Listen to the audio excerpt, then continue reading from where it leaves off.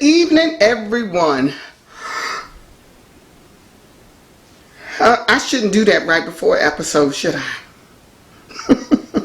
I don't know about y'all, but I am ready to go to bed. And let me tell y'all something. This is going to be a good bedtime story tonight. We are now at episode 8. And this episode is called The Musician. Y'all going to hear some original music tonight. It won't be that long, but you're going to hear some original music.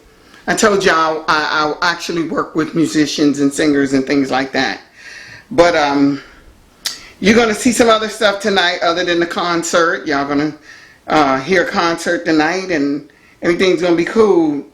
Okay, but y'all are getting ready to get hit with some other stuff. Y'all going to be pissed with Jillian. Y'all going to be pissed with her. But I'm not going to say nothing else. Let's listen together, see what's going on. Introduction to the Planette. The Planette, a place for women, where women share ideas, where women contribute to a feminine society and community, educate one another, relate to one another. On June 1st, 1961, 34-year-old Ruby Severs was walking home from work one evening after finishing her shift at her job when she was encountered by a strange man. Ruby's husband did not come to pick her up because he was passed out intoxicated on the sofa at home, so she braved the 6 blocks to her house alone. She realized the man following her meant harm, so she began running. The street was quiet, and there was no one around to help her. She rounded the corner and found a door that led to an old warehouse and hurried inside, securing the door behind her. She was frightened and confused. She could only whisper the right words. Help me. Please help me, somebody. After those words, she closed her eyes. When she opened them, she was in a strange place, another world she had never seen before. She saw a beautiful beach with clean water and white sand. The waves of the sea crashed, having a calming effect on her soul. The skies were blue, the bluest she had ever seen. There was no one else in sight as she looked around and discovered there were many resources which she later used to build up the place, to make it more inhabitable, to make it a home. Oh, she was excited. Ruby returned to Earth shortly afterward and told her husband about the beautiful place she had been. But he did not believe her. Instead, he had her committed to an asylum. But she escaped, and she made her way back to the warehouse with hospital staff chasing her. She uttered those words, "Somebody help me." Yes, somebody help me. Instantly, she was transferred back to the planet she discovered. Later, Ruby returned to Earth and told her 27-year-old friend Jackie about the planet, and they returned together and began building a home they now call the Planette. Welcome to the Planette, where women rule, where girls learn, where there are no men.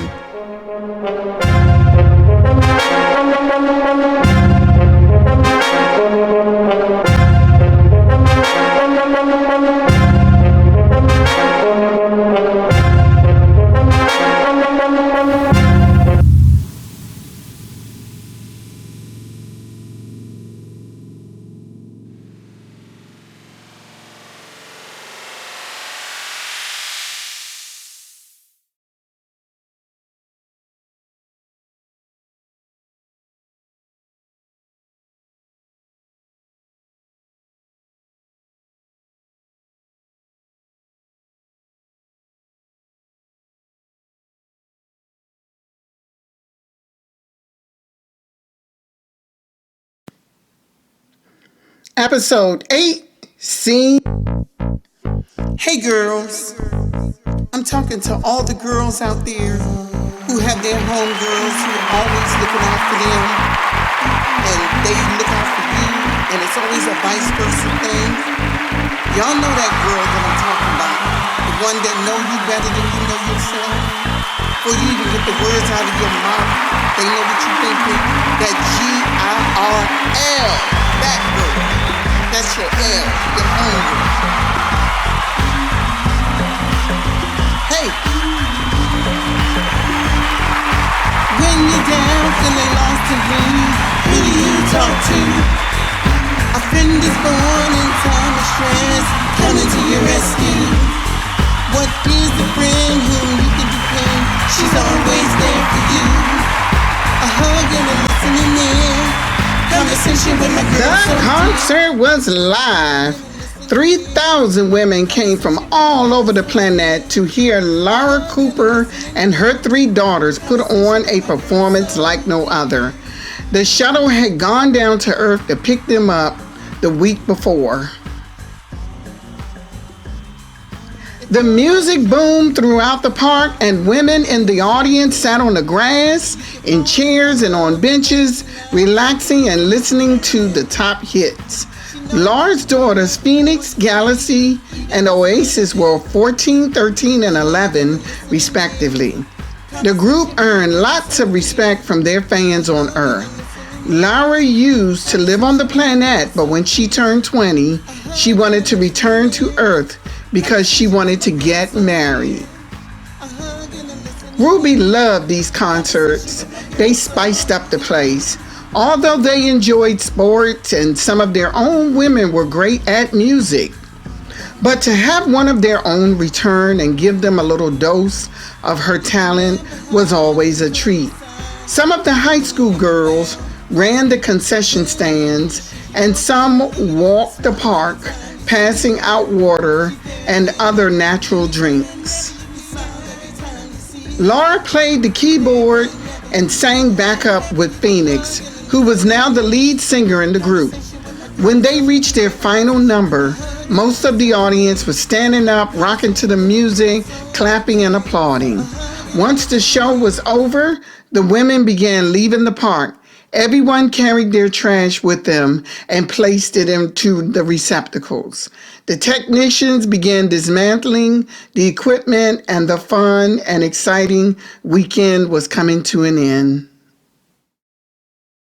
The park emptied out pretty quickly, except for about 50 people and even less cars in the parking lot outside the fence. This had been an all-weekend thing, from Friday all the way until Sunday afternoon. Laura stood at the concession stand, accepting a bottle of water from one of the girls. "Oh, thank you, honey. I could use some hydration," Laura said. Her 3 daughters stood next to her, drinking from their water bottles.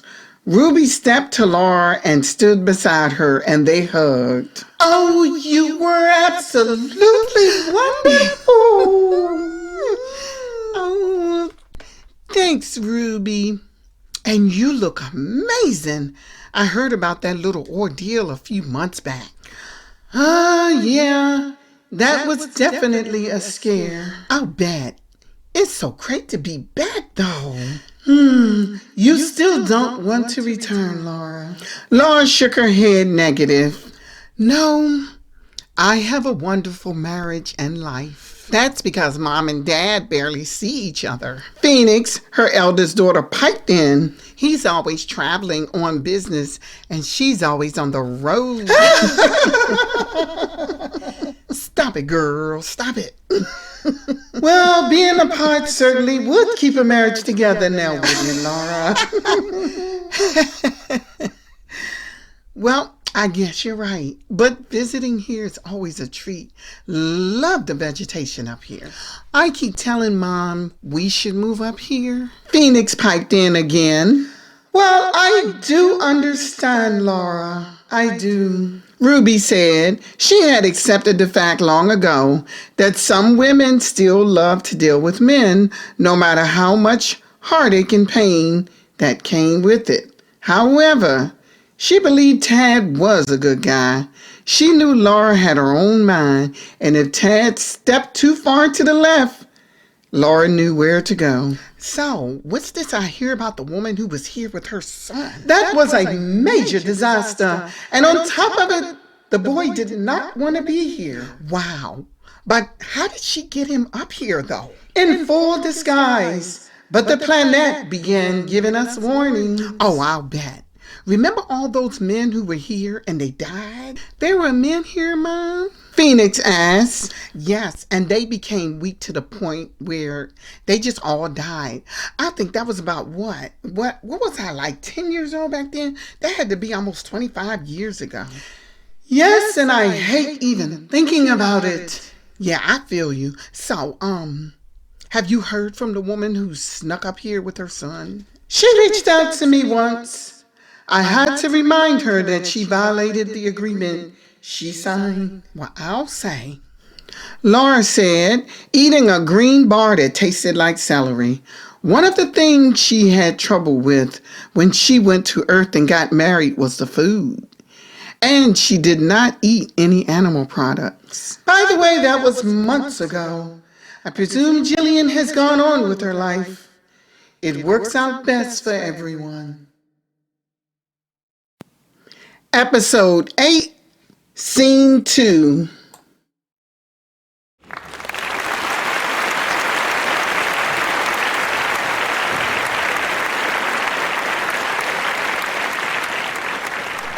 Thank you.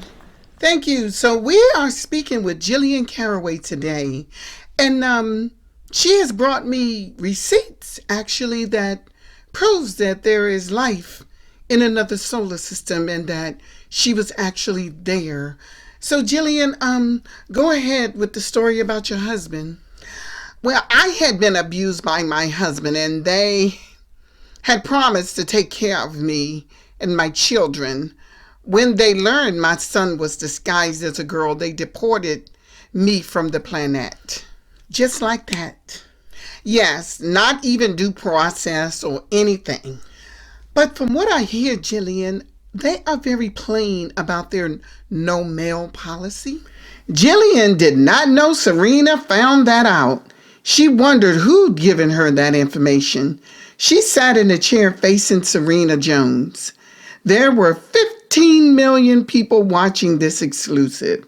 At first, Serena had not believed it, but Jillian was able to show proof. I was not clear on the no mail policy before that. Then why did you disguise your son as a girl?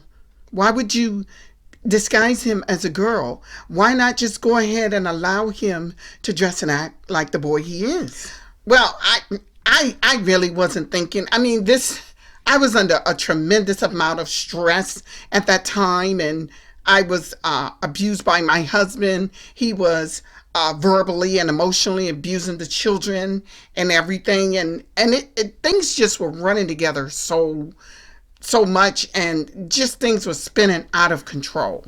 Jillian was being paid $100,000 for this interview. She needed the money, and going toe-to-toe with Serena Jones would likely blow that fortune. I see. So, moving on, Jillian, my next question is this. You said there is a tree that emits a mist that causes women to retain their youth. Tell me about this tree. Jillian was thankful Serena decided to move on. She smiled and said, it not only helps you retain your youthful appearance, but it's good for your health. Everything that's aging stops when you live there. I'll say, you do look amazing to be 44. But then you said something about a plant that also reverses age in males. Well, I heard something about a willow tree, if I'm not mistaken. And the leaves on the tree, one of the scientists were talking about it. But I was thrown out like day-old garbage before being able to get more details on that. I see. From what you understand, what were they planning on doing with these willow leaves or whatever? I would guess that using it as a study to see how it works on males and how it would affect them. Like I said, Right after that, I was deported. Well, it would be great if they brought leaves from both of those trees to help us out down here. It sure would solve some health problems. Don't count on it. Those women on that planet are selfish. They even forced my daughter to stay there. I wanted her to come back with me. Wait a minute. And they kept her? Yes. That would be considered kidnapping, wouldn't it? Well, down here on Earth, yes, it would be. But thank you very much for this interview, and we do appreciate.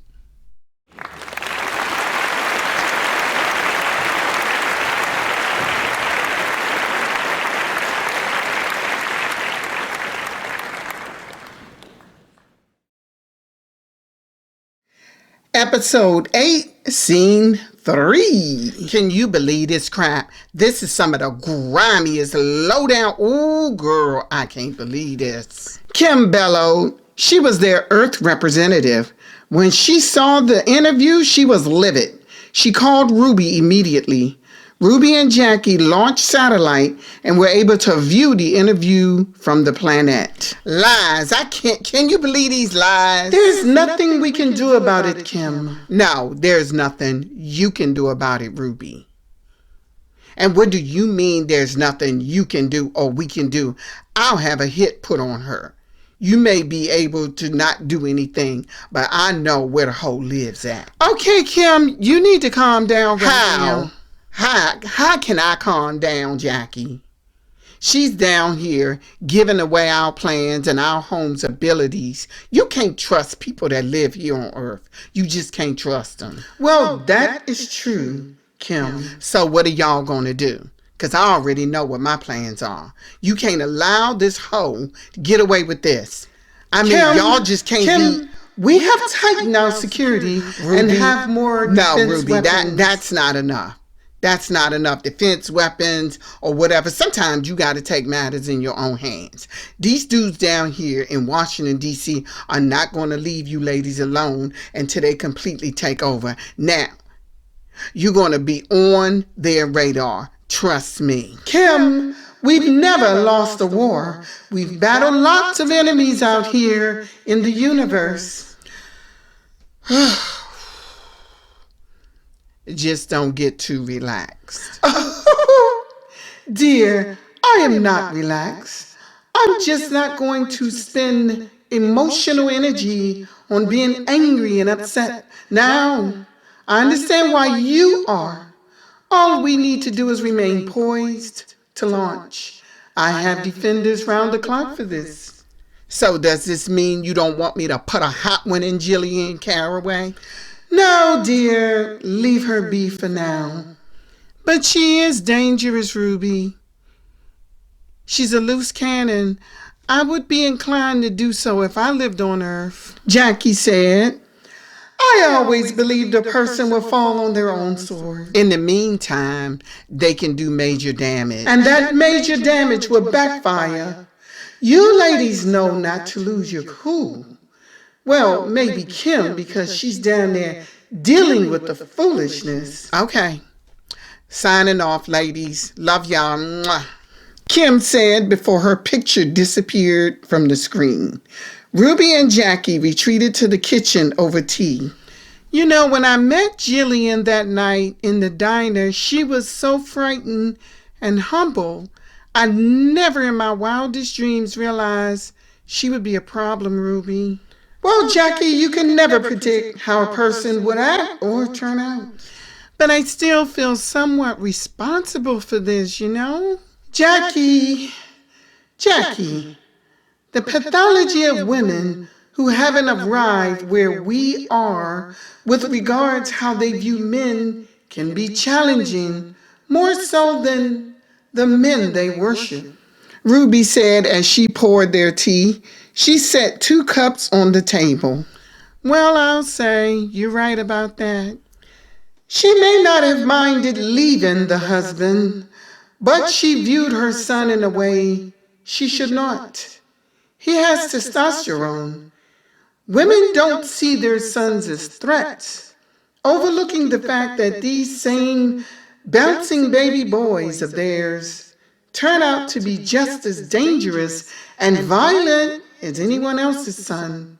How many times have you heard women whose sons have been locked up for rape or murder talk about what good little boy he was? Oh, you're not kidding, Ruby. There are some women on earth right now who view their sons as better than the girls they date or marry. Like the woman whose son murdered his girlfriend and his mother covered up the murder. These types of women are a danger to us women who just want to live our lives and proceed in peace. The only way to do that is to leave men alone and the women who worship them. Pick-me's now, or what they call the pick-mama and the pick-misha. Yes. And all of that. These are just nuisances. Oh, what? But you know what? All jokes aside, why can't these women see it? Ruby sipped from her cup. Jackie also was looking thoughtful. See what? See the males for what they are and who they are. What's blinding them? Jackie Payton was born in 1938, which would make her 80 years old in 2018. Not only did she feel 40 years younger, but she also looked 40 years younger. She would not give up Planette living for all the gold in the universe. What's blinding them is patriarchy, Jackie. The conditioning that males are better or superior to women, and we are inferior to them. When God designed the female brain, he created a masterpiece. Yes! I totally agree. Jackie felt much better. She had been just as alarmed as Kim when she learned of that interview. She had felt guilt overwhelm her, knowing she had been the one to screen Jillian. She had felt she hadn't done an effective job for the woman to be able to get away with what she'd done for nearly 2 years. Episode 8, Scene 4. This rock-like mineral I discovered below our equator that can shatter even iron and steel. One of Jackie's engineers said Ruby had visited them in the engineering lab later that week. Even a weapon of mass destruction? Ruby asked, standing next to the woman. Jackie answered, even that. Ruby picked up the rock, holding it in the palm of her hand, but it was heavy. What does this thing weigh? That piece right there weighs about 17 pounds. We have tons of it. We have a crew who collected more. They're transporting it by ship from the southern end. They should be here by the morning. The young lady said, great. I'm so proud of my ladies. I am so proud of you all. We proud of you too, Miss Ruby. I'm just glad to be up here. Boy. Oh, well, thank you. Before I leave, just wanted to say one thing. Who says we cannot do what men can do? And if you can't lift it by yourself, get 7 other chicks to help you. Jackie piped in as they left the room and headed down the hallway. Because we always work together. And working together keeps the ego away. Because egos cause disaster. And disaster and egos have no place on the planet. You've got that right. They high-fived as they arrived outside. Episode 8, Scene 5. Jillian was feeling brand new. She had checked her bank account that morning and she was $100,000 wealthier. She would start looking for her new house and start her life over. She had gotten a job as a receptionist at a dentist's office. She did not tell Lydia about being paid for the interview with Serena Jones. In fact, nobody knew. She walked with a bounce as she headed to her car. She carelessly swung the strap of her purse over her shoulder and smiled to herself as she made her way to her car. She opened the driver's door, and it was when she shut it and turned the ignition that she got a little surprise. Someone was in the back seat. The person pressed a gun to her temple and said, "Don't look back, just drive." She didn't look at the face, but she knew the voice. It was Harry. Fear immediately set in, and she started crying. She knew he would kill her now. How did you find me, Harry? You ought to be careful where you do television interviews. She began sweating, although it was cool outside. Harry, please let me go. Please don't hurt me. I'm not going to hurt you as long as you give me what I want. The thought of having sex with him grossed her out. She didn't even like it when they were together. Harry, I can't do that. Oh, don't flatter yourself, Jill. You think I want to sleep with you? Well, what do you want, Harry? Just do what I ask you. She pulled out of her parking space and he ordered her to drive to the bank. And if you cause any alarm, you'll be sorry.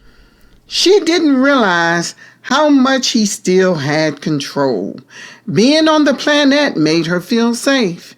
Being on Earth made her feel vulnerable. But what do you want? I know they paid you pretty hefty. I want half. 50 grand. But how did you know? I asked the questions. She pulled in front of the bank. He stepped out with her. She knew he had that gun in his jacket pocket. She headed over to one of the bank managers and requested the $50,000. Well, sure. But is there a reason why you want to withdraw such a large amount? He asked. I just need to move it to a different account. You can always link accounts, Mrs. Carraway. Sir, just please give me the money. There was silence. Jillian hoped her desperation would alarm the man.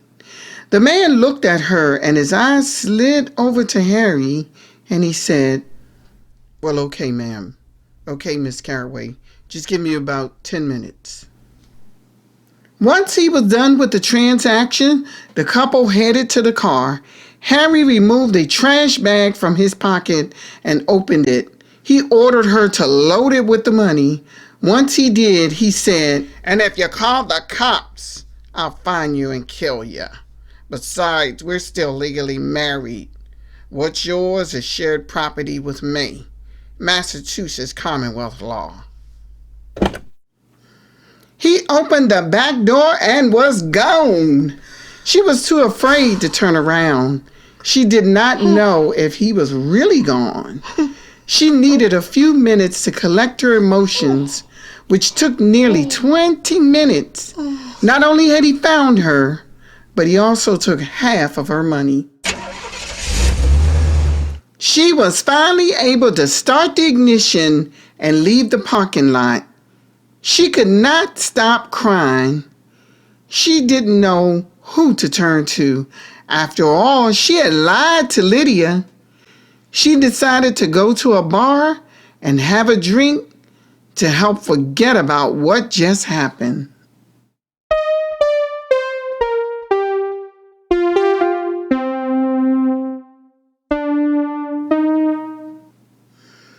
Kim used her binoculars as she watched Jillian finally drive away.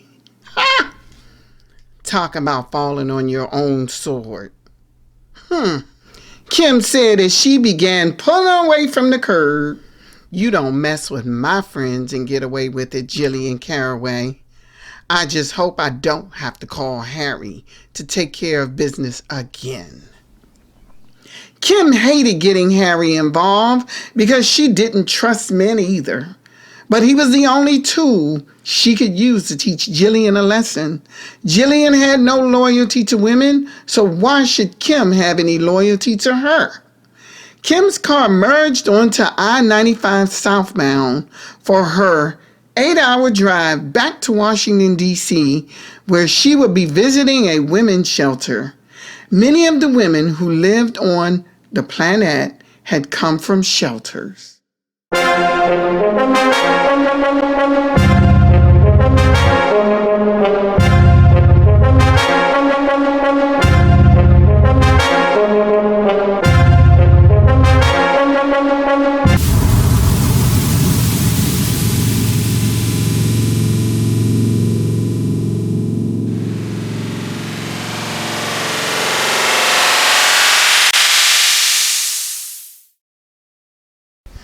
Woo-wee! Hope y'all enjoyed that little concert. Okay. But can y'all believe that Jillian, well, y'all saw it coming. But she had the audacity to get on national TV and try to out Ruby and them and try to expose the Planette, talking about they kidnapped her kid. But y'all saw what happened to her, right? See, everybody do fall on their own sword. But Kim is like, bump all that. Fall on your own sword, my foot. I'm taking that sword in hand. You don't play with Kim.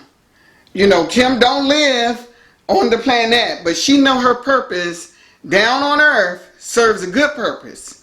And it took a Kim to actually make sure that Jillian got hers. Okay, so y'all, I hope y'all enjoyed tonight's episode. Let me know what you think in the comments. Don't forget to like, subscribe, and turn on those notifications so that every Wednesday and every Saturday you will be able to keep caught up on this. I can't put them out every day, but I can definitely put them out twice a week.